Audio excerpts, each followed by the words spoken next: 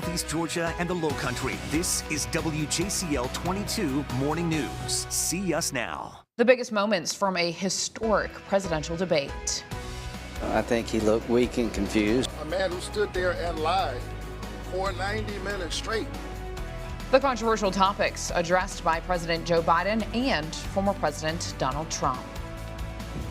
Plans to demolish a portion of Savannah Civic Center are now moving forward. The changes coming to the city landmark. First, we do want to get to some breaking news this morning out of Bullock County. The strip of highway in Statesboro, it is closed due to an ongoing investigation there.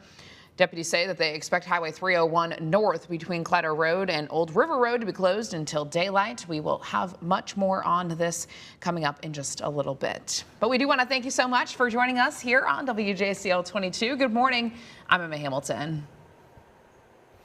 And I'm Frank Sulkowski coming to you live from Wayne County. And I tell you what, we are in sensational Screven to start this Friday morning. And the stage is set in more ways than one. A big weekend here. Of course, you got the Independence Day celebration kicking off later tonight. We're going to tell you all about it here in just a minute. First things first, let's send it to Jonathan Myers with a look at today's forecast. John. And Frank, not as hot for today, which is a good thing. We'll see temperatures closer to average this afternoon. Most of us around about 92.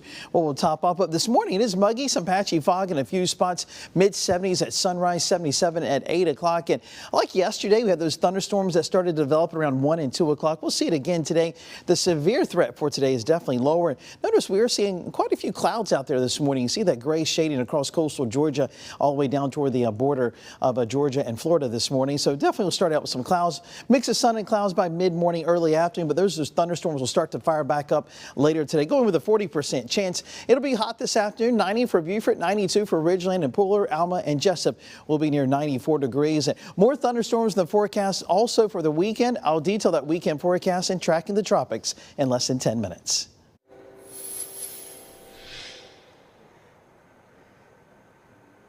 All right, thanks so much, Jonathan. Again, we are taking Southern Roots on the road. This is our Southern Roots summer tour. First stop with the good folks here in Screven, of course, Wayne County. And this time of year, it's all about the Independence Day celebration. And things are getting started tonight with the Second Chance Band. They'll be here on stage at 8 o'clock tonight. Then tomorrow, Saturday, it's a full day. But I tell you what, I'm not here by myself. Of course, I had my riding shotgun this morning as we made the trip over. Catherine Liberta and Catherine, I know we've been dealing with some high temperatures. What can we expect for the weekend here in Wayne County, as a lot of folks will be making their way here to hear the music, take part in all the fun and activities, and of course, those fireworks Saturday night. I mean, like Jonathan just said, it is definitely going to be a little bit cooler today than what we've been usually seeing those last couple of days. But still, overall, I mean, it's going to be hot out here. We are going to need folks to definitely bring a lot of water, stay hydrated,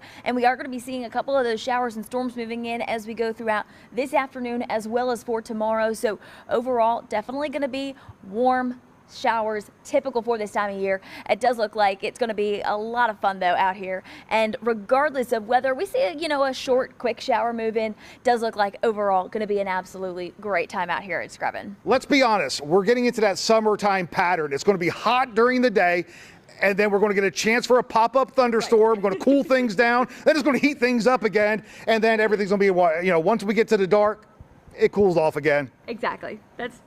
You've got my job, Frank.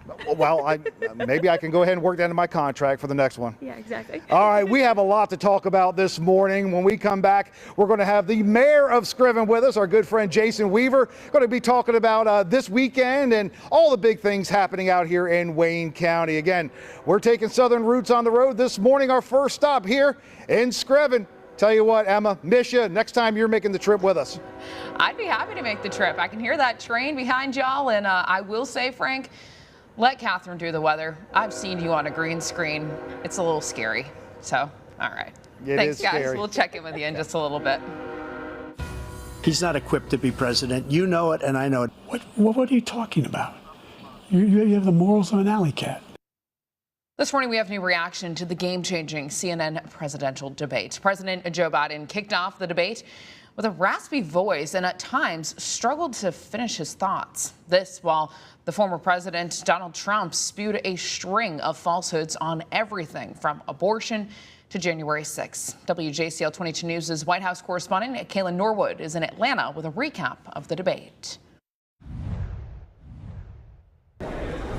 While on stage, Trump and Biden criticized each other on almost every issue, from abortion to the economy, and called each other names throughout the night.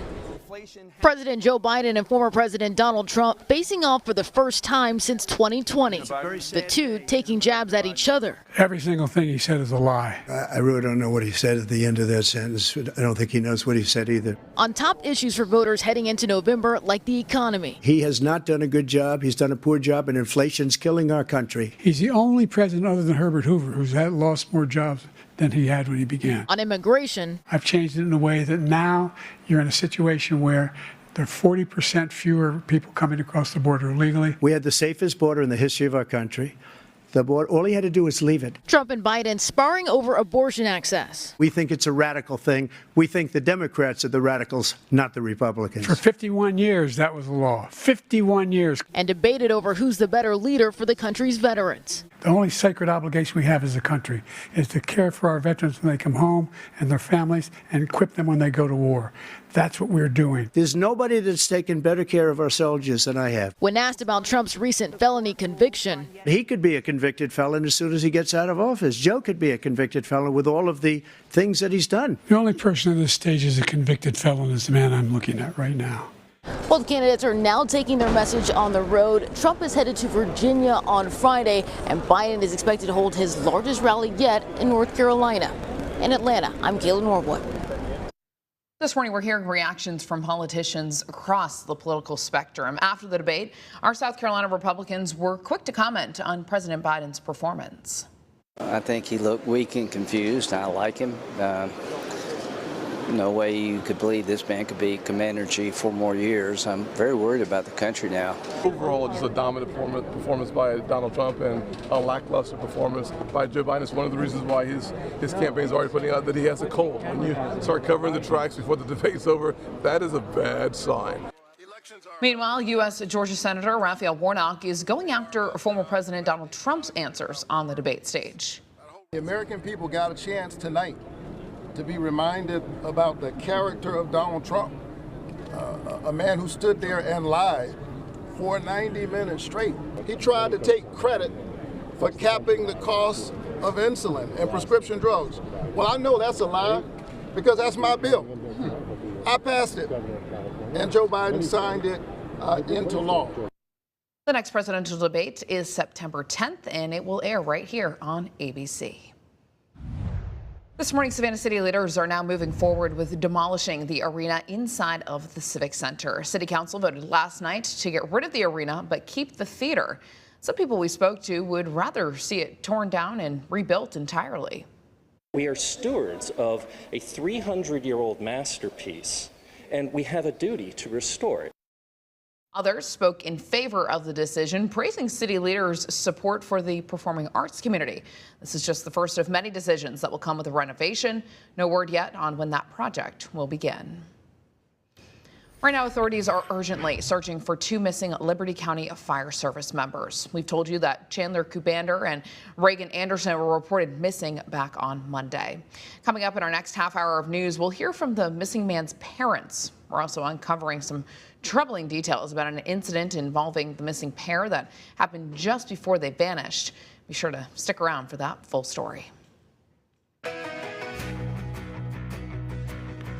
Traffic track 22 on the roadways this morning coming out of Bullitt County into Chatham County. Statesboro, Savannah, that eastbound I-16, just about a 50-minute commute. And looking across the area, light traffic this morning, a little patchy fog in some spots that may reduce the visibility. But other than that, not a big problem. Emma?